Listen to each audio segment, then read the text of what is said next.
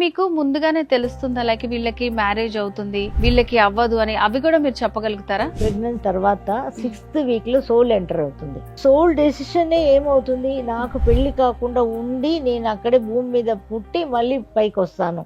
ఏ అమ్మ నన్ను కడుపులో పుట్టాలో ఆ బిడ్డనే డిసైడ్ చేస్తుంది, తల్లిదండ్రులు డిసైడ్ చేయరు. 7 generations నుంచి ఏదైనా సరే DNA ద్వారా. Hello viewers, welcome to Suman TV. ఈ రోజు మనతో పాటు ఉన్నారు డాక్టర్ ఉమా గారు, పల్స్ బ్యాలెన్సింగ్ స్పెషలిస్ట్ గా ఉన్నారు. సో ఇప్పుడు దాన్ని అప్గ్రేడ్ చేస్తూ 5 బాడీ ఎనర్జీ బ్యాలెన్సింగ్ స్పెషలిస్ట్ గా వచ్చారు. సో అలా ఎందుకు చేశారు, అసలు సిద్ధ తంత్రాలో ఈ 5 బాడీస్ ఎనర్జీ స్పెషాలిటీ ఏంటి, ఉమా గారిని అడిగి తెలుసుకుందాం. అమ్మ నమస్కారం అండి. నమస్తే. సో ఇంతకు ముందు మనం ఈ పల్స్ బ్యాలెన్సింగ్ గురించి తెలుసుకున్నాము. సో దాని నుంచి ఇప్పుడు ఈ 5 బాడీ ఎనర్జీకి కన్వర్ట్ చేశారు, సో అప్గ్రేడ్ చేశారని అంటున్నారు. ఎందుకు, అసలు దాని గురించి చెప్తారా? పల్స్ బ్యాలెన్సింగ్ అనేది మన వచ్చే వాళ్ళకి నాడీ చూడాలమ్మా. నాడీ చూస్తే వాళ్ళ బాడీలో 5 ఎలిమెంట్స్ ఎలా ఉన్నాయి తెలుస్తాయి మనకి. అది ఎంటీ స్టమక్ లో చూసేవాళ్ళం అనమాట. అది చూసేనందువల్ల అంత కర్మస్ అని, బాడీలో ఉన్న కర్మస్ అని నాకు నేనే రిసీవ్ చేసుకుంటా. ఓకే. ఆ కర్మస్ అన్ని రిసీవ్ చేసుకుని చాలా హెల్త్ ప్రాబ్లమ్స్ వచ్చినాయి నాకు. సో అప్పుడు మా సిద్ధ గురువులు నాకు కాంటాక్ట్ లో ఉంటారు ఎక్కువ మంది, స్పిరిచువల్లీ బాగా ఎక్కువ మంది ఉంటారు. సిద్ధ గురువులు వచ్చి ఇంక మీదట నువ్వు పల్స్ బ్యాలెన్సింగ్ చేయొద్దమ్మా, ఇంకా ఎనర్జీ బ్యాలెన్సింగ్ అని చెయ్యని దాని గురించి నేర్పించారనమాట. అక్కడి నుంచి వచ్చింది ఎనర్జీ బ్యాలెన్సింగ్ అనేది.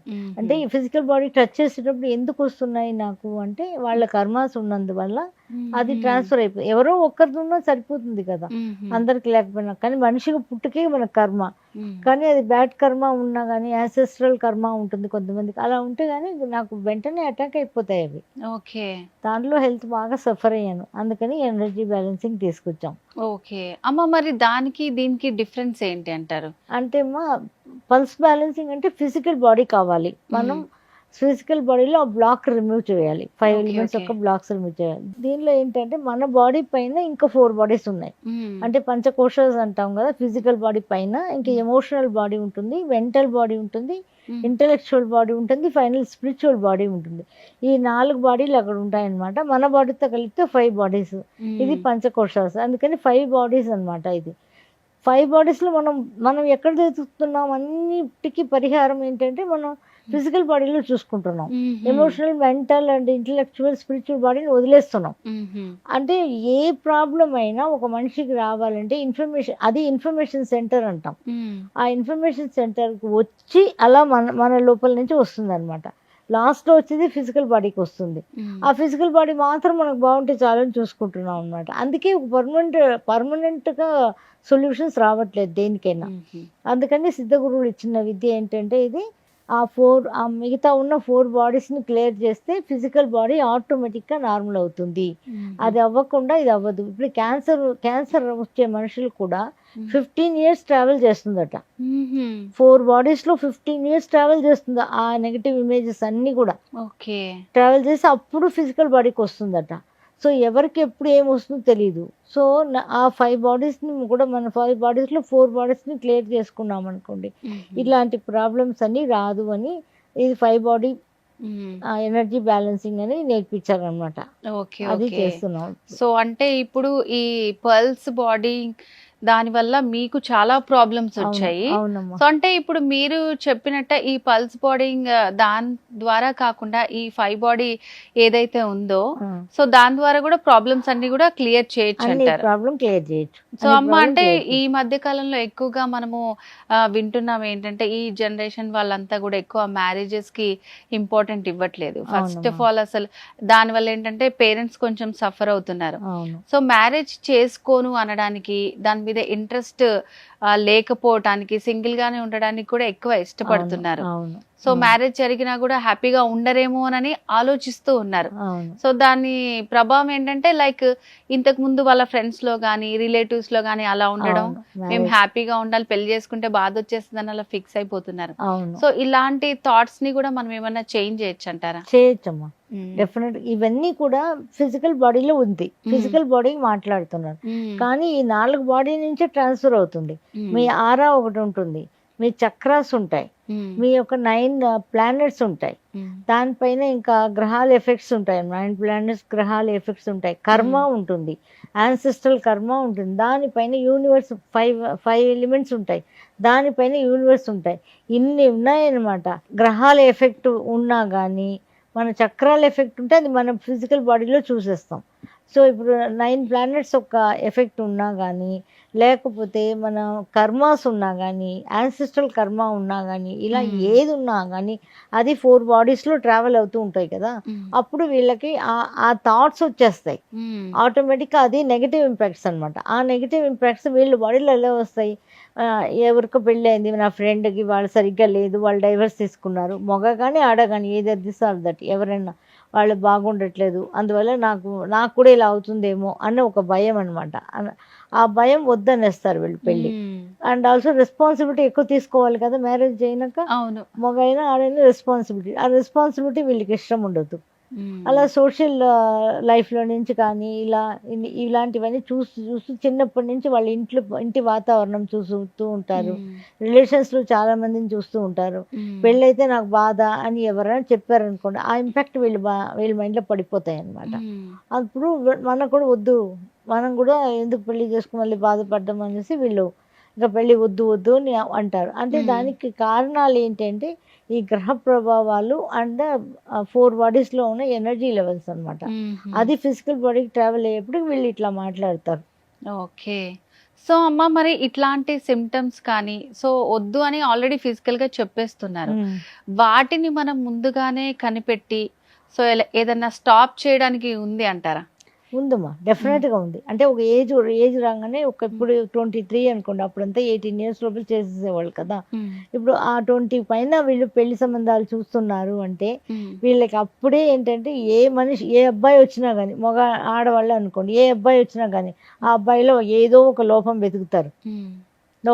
అన్నీ కరెక్ట్గా ఉన్నాయి, అన్నీ కరెక్ట్గా ఉన్నాయి, హారోస్కోపులు అన్నీ చెప్తున్నా కూడా అబ్బాయి వాళ్ళు వద్దని చెప్పేసి వెళ్ళిపోవడము, లేకపోతే అమ్మాయి వాళ్ళే వద్దని చెప్పడము ఏది జరుగుతాయి. అంటే హారోస్కోప్ కూడా చూసుకుంటారు, అన్నీ కరెక్ట్గానే ఉన్నాయి అంటారు, అయినా వద్దని వెళ్ళిపోతారు. ఎందుకలా వద్దని వెళ్ళిపోవడం? అది అప్పుడే మనం ఆలోచించుకోవాలి. ఎందుకని చాలా సంబంధాలు వస్తాయి, అందరికి నచ్చుతాయి, వీళ్ళిద్దరికి నచ్చుతాయి, కానీ కూడా ఏదో ఒక అకస్మాత్తుగా అది ఆగిపోవడం జరుగుతాయి అన్నమాట. అప్పుడే మనం తెలుసుకోవచ్చు ఏదో ఒక దోషాలు ఉన్నాయి, ఏదో ఒక కర్మలు ఉన్నాయని. ఇప్పుడు దోషాలు అనగానే మనం మంగళ దోషం, నాగదోషం ఇలాంటివన్నీ ఉన్నాయి కదా. అది జాతక ప్రకారం చూసుకుంటారు. ఆ దోషాలు తొలగిస్తే చాలు అని. ఇప్పుడు కొంతమందికి ఫస్ట్ భార్య కలిసి రాదు అంటే సెకండ్ భార్యకు ఉంటుంది అంటే మనం అరటి మన్ను పెట్టి అరటి మనకి తాలిబొట్టు కట్టి ఆ అరటి మన్ను కట్ చేస్తారు. అప్పుడు సెకండ్ వైఫ్ బాగుంటుంది అన్న లెక్క, సెకండ్ మ్యారేజ్ కింద లెక్క కింద అలా చేస్తారు. కొన్ని చాలా పరిహారాలు ఉన్నాయమ్మా. ఎన్ని పరిహారాలు చేసినా ఈ ఎనర్జీ ఫీల్డ్ క్లియర్ కానిదే పరిహారాలకి ఉండదు. అది మనకి ఇప్పుడు కొన్నాళ్ళకి బాగుంటుంది, అది మళ్ళీ వెంటనే డైవర్స్ దాకా వచ్చేస్తాయి. ఇలాంటి ప్రాబ్లమ్స్ అన్నీ జరుగుతూ ఉంటాయి అన్నమాట. ఓకే. సో అంటే ఇట్లాంటి థాట్స్ ఉన్న వాళ్ళంతా కూడా మిమ్మల్ని ఎప్పుడు కన్సల్ట్ చేయాలంటారు? అసలు థాట్స్ మ్యారేజ్ వద్దు అనేవాళ్ళు కానీ, రెస్పాన్సిబిలిటీ నేను తీసుకోలేని అనేవాళ్ళు కానీ, భయం వేస్తుంది అనేవాళ్ళు కానీ, లేకపోతే మ్యారేజెస్ అన్నీ కలిసి వచ్చినాయి కానీ ఏదో ఒక పాయింట్ మీద మాకు ఆగిపోతున్నాయి అనేవాళ్ళు కానీ, ఎప్పుడైనా సరే కన్సల్ట్ చేయొచ్చు మనల్ని. మనం ఏం చేస్తామంటే ఈ మిగతా 4 బాడీస్లోని మొత్తం 5 బాడీస్ అనమాట. ఈ 5 బాడీస్లోని మొత్తం నెగటివ్స్ ఉంటాయి అన్నమాట.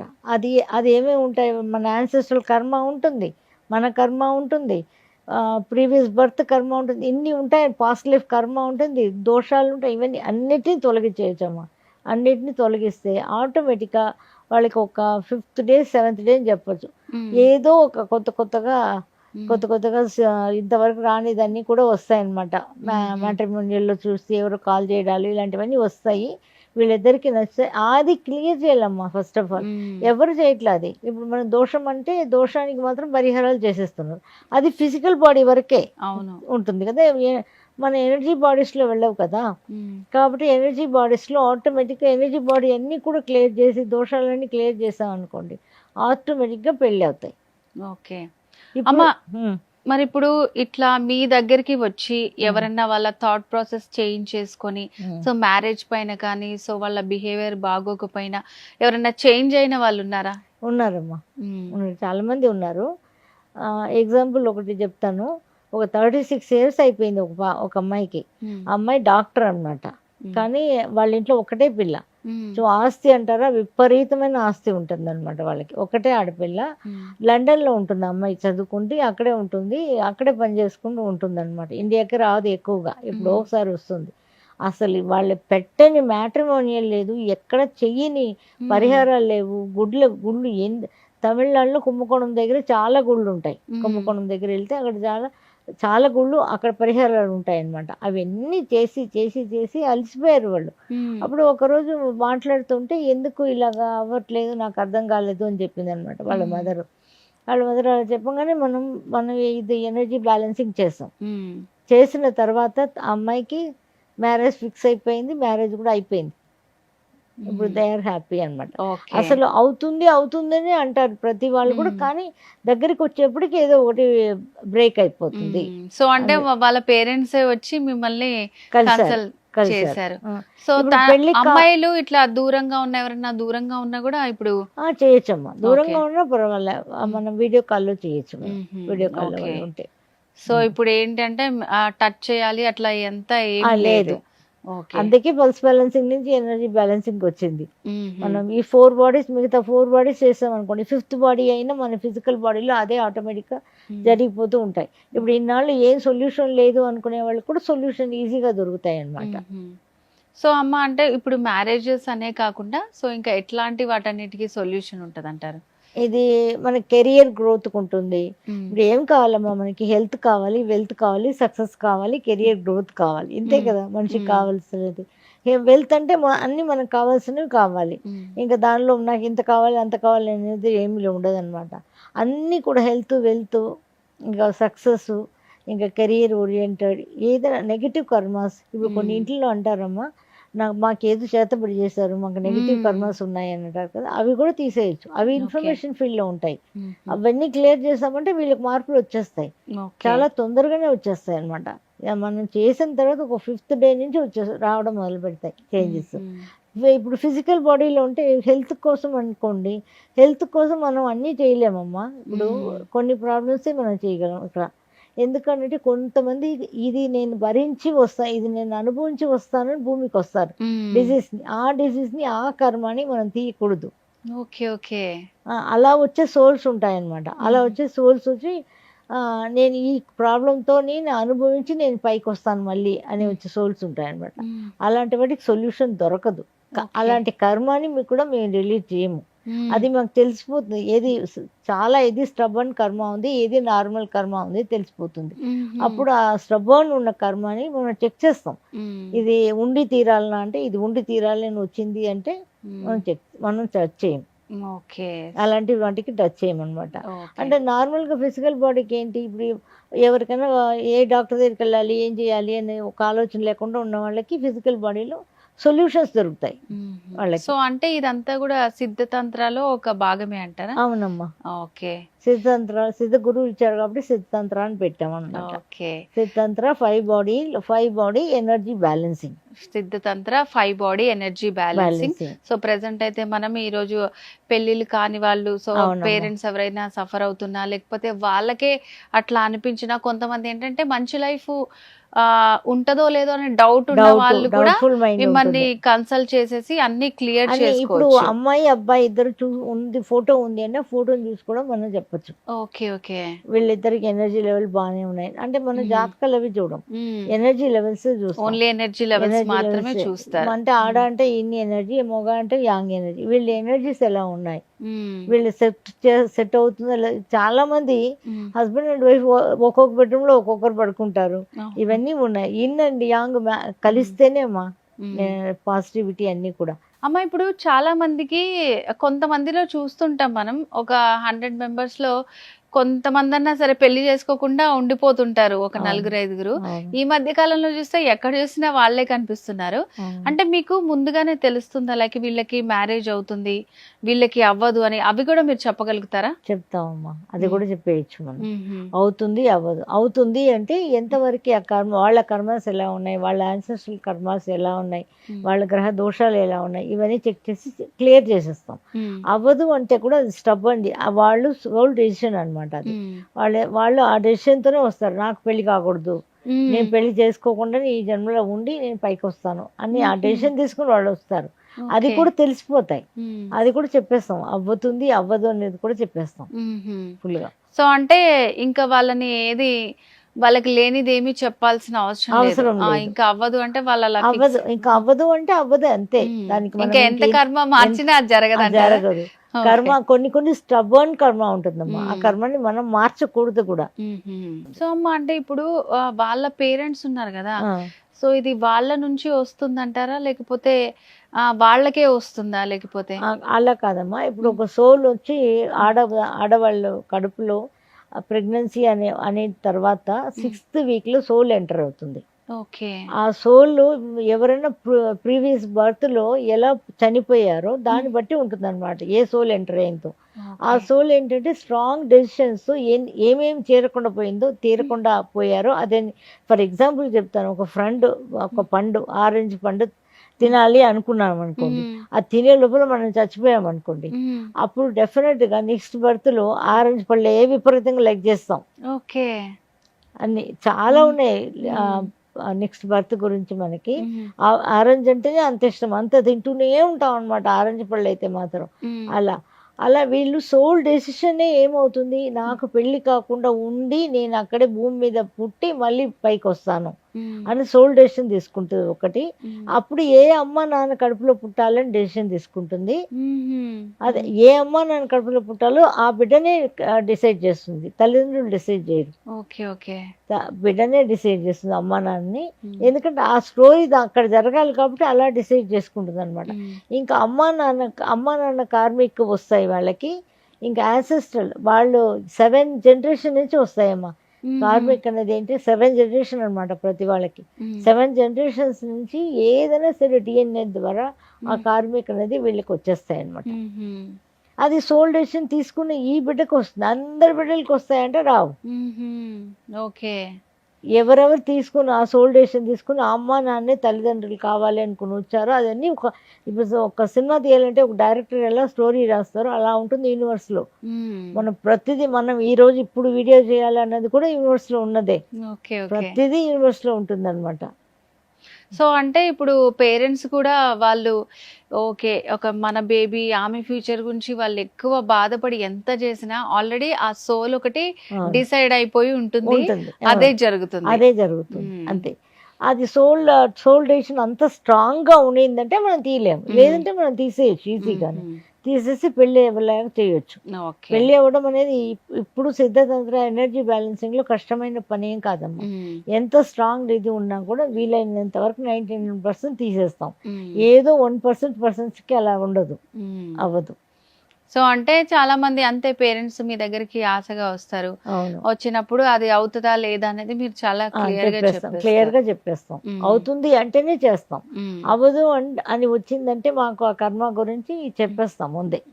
అవ్వదమ్మా, వీళ్ళు ఎంత ట్రై చేసినా అవ్వదు, ఇంకెక్కడ పరిహారాలు చేసినా అవ్వదు. ఎందుకంటే పరిహారాలు చేసేవన్నీ కూడా మన ఫిజికల్ బాడీకే చేస్తాము మనం. అది ఇంకా మన ఇన్ఫర్మేషన్ ఫీల్డ్కి 4 బాడీకి మనం చెయ్యం కదా, అక్కడి నుంచే కదా మన కర్మస్ అన్నీ వస్తూనే ఉంటాయి. అది ట్రావెల్ అవ్వగా మన మైండ్ మారిపోతూ ఉంటుంది. మన మైండ్ ఎందుకు ఒక నిమిషానికి ఉన్నట్టు ఒక నిమిషం ఉండదు. ఎమోషనల్, మెంటల్, ఇంటలెక్చువల్, ఎంత జ్ఞానం ఉన్నా అది మనం యూజ్ చేయం. ఇంటలెక్చువల్ అంటే ఏంటి, జ్ఞానం. ఎంత జ్ఞానం ఉన్నా దాన్ని మనం యూజ్ చేయడానికి అవ్వదు. స్పిరిచువల్ అంటే ఎన్ని గుళ్ళకి వెళ్ళినా కానీ ఆ ఎనర్జీ మన లోపలికి రాదు. ఓన్లీ ఫిజికల్ బాడీకి వచ్చేది కాసేపు ఉంటుంది, కాసేపు బాగుంటుంది, మళ్ళీ వెళ్ళిపోతుంది అంతే. గుడికి వెళ్తే బాగుంటుంది అంటాం కదా, అది కాసేపే, ఆ గుడిలో ఉన్నంత వరకే. మళ్ళీ మనకి యథాస్థాయిగా మనకి అదే ప్రాబ్లమ్స్ వచ్చేస్తాయి. ఇన్ఫర్మేషన్ ఫీల్డ్ క్లియర్ చేయనిది ఏ ప్రాబ్లం కూడా మనం సాల్వ్ చేయలేమమ్మా. పెళ్లి విషయాలు కానీ ఏ విషయాలైనా సరే ఇన్ఫర్మేషన్ ఫీల్డ్లో ఉంటాయన్నమాట. అవన్నీ క్లియర్ చేయిందే మనం ఏ విషయానికి మనం సక్సెస్ రాదు. ఓకే. సో అంటే నిజంగానే ఇప్పుడు టెంపుల్కి వెళ్ళాము, ఆ కొద్దిసేపే మనకి ప్రశాంతంగా ఉంటుంది. సో పూజలు చేసాము, అవి కూడా ఏంటంటే మైండ్ అలా ప్రిపేర్ అవుతుంది కాబట్టి కొన్ని రోజులు అలా ఉంటుంది. సో మన కర్మని తొలగించిందే మనకి ఏ పనులు కూడా జరగవు. 4 బాడీస్ లో ఇన్ఫర్మేషన్ ఫీల్డ్ ని తొలగించాలి ముందు. సో 4 బాడీస్ మన బాడీ కూడా కలుపుకొని 5 బాడీ ఎనర్జీ ద్వారా మీరు కర్మలన్నిటినీ తొలగించేసి వాళ్ళకున్న ప్రాబ్లమ్స్ అన్నిటికీ మంచి సొల్యూషన్ ఇస్తున్నారు. ఓకే అమ్మా. సో ఇట్లాగే అంటే ఏ ప్రాబ్లం ఉన్నా సరే మిమ్మల్ని కన్సల్ట్ చేయాలి అంటే స్క్రీన్ మీద కనిపిస్తున్న నెంబర్కి కాల్ చేసి అపాయింట్మెంట్ తీసుకుంటే సరిపోతుందా? అవునమ్మా. ఓకే అమ్మా. సో చాలా మంచి ఇన్ఫర్మేషన్ ఇచ్చారు. Thank you so much.